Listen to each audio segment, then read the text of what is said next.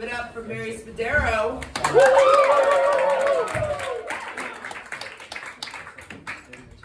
Gosh, what's up, you guys? Before I start, I gotta say, there's 4 of you in here who were walking to this at the same time as me, and we were all speed walking together, and I could not lose you, but also it looked like I was following you, but I wasn't. It was us. Guys, 2 of you want to hold hands so bad, I promise. Just do it. Anyway, my name's Mary. I'm so excited to be here tonight. It's so nice. It's Saturday. I had a long week of work. I work as a nanny, and I like my job a lot. People that I hang out with is really cool. She has a cold right now, and she took my hand the other day, and she used it to wipe her nose. And I was like, oh man, that's so crazy. Maybe I won't be a mother. But I really like my job now. I will say, so much of being a nanny, it's not my first, family that I've been with. I've been 5. A lot of it is getting along with the parents, because you'll get along with most kids, but the parents can be a little bit weird. I worked for this one family, and they weren't bad people. They were hardcore millennial liberals. So the way they express their political views is through interior decoration. So it's they got a magnet on the fridge and it says, "Keep calm and resist Trump." Will do.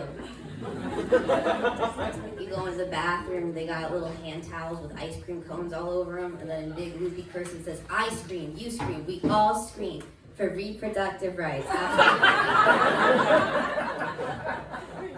We head into the living room, the mom corners you. She says, "You're actually my second lesbian nanny." Cool. I usually go by Mary, but second lesbian nanny works great too. And let's be honest, is that a weird thing for her to say on my first day of work? Maybe.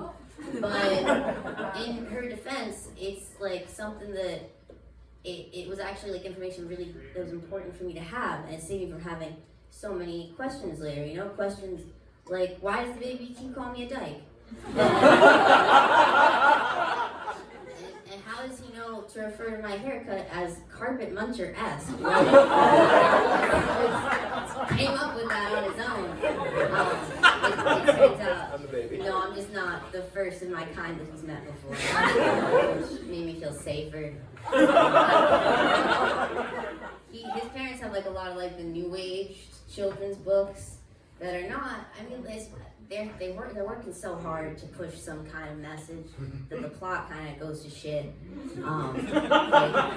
There was this one book, and it was about teamwork, and so they wanted to go to the moon, and so they had it so everyone held hands and made a human chain to the moon.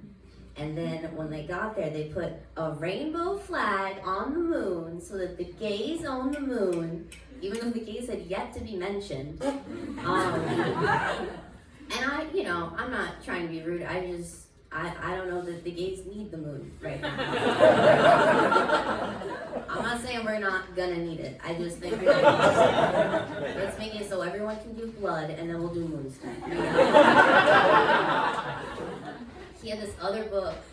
It was written by Jonathan Van Ness of Queer Eye fame. I don't know if you guys are familiar, but Jonathan Van Ness wrote this book called Peanut Goes for the Gold, and it's about a little non-binary guinea pig named Peanut.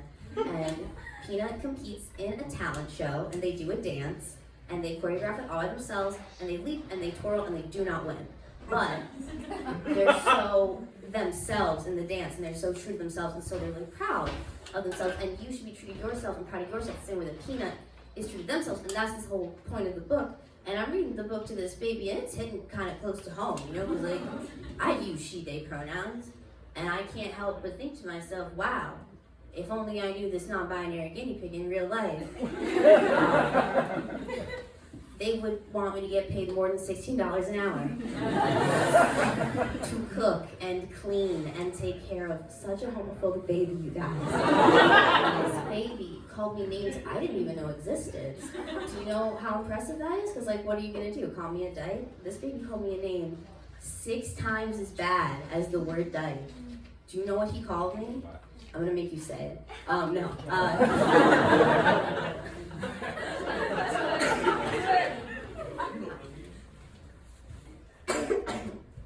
I got called.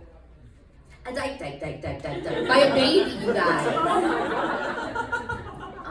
I feel like the coughing threw you off, and I'm sorry. The baby was right. I do have a girlfriend, but that's not all there is to me. I'm so much more than that. Like, for instance, I am 4th generation eating disorder. Thank you. It's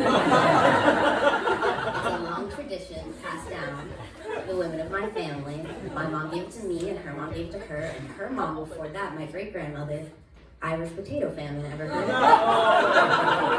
So she got on like the ground floor.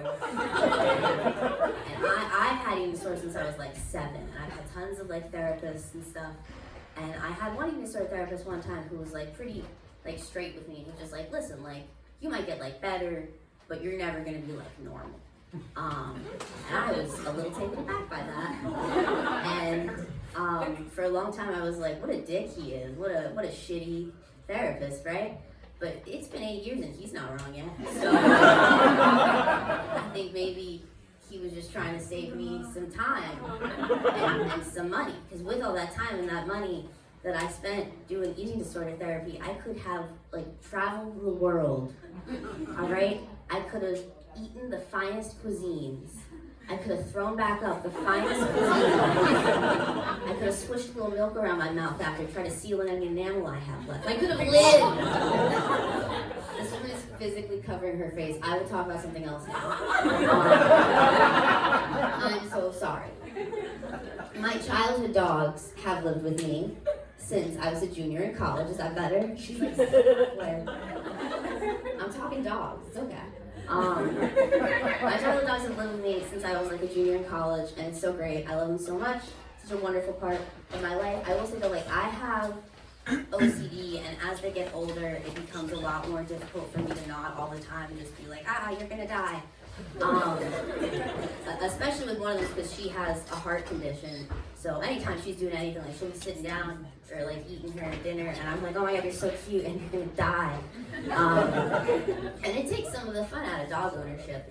So I decided to try and like work around it, sort of, because like it's an OCD, like it's an intrusive thought. I can't not think it. What I can do is when I think it, I can like pause and take a minute and be like, you know what? She is gonna die. Yeah.